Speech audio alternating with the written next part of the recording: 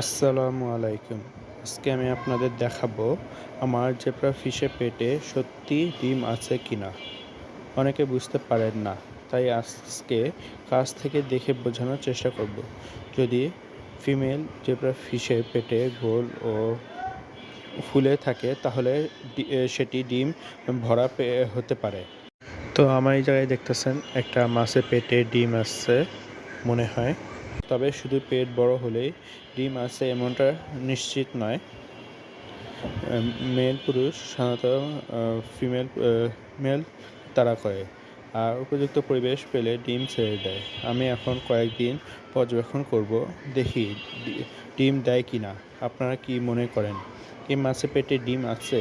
Comment করে অবশ্যই জানাবেন।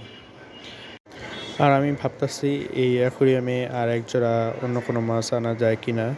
তো আপনারা একটু আমাকে কমেন্ট করে জানাবেন, আর কোনো মাছ রাখলে কি ভালো হবে নাকি যেগুলো আছে এগুলোই ভালো হবে।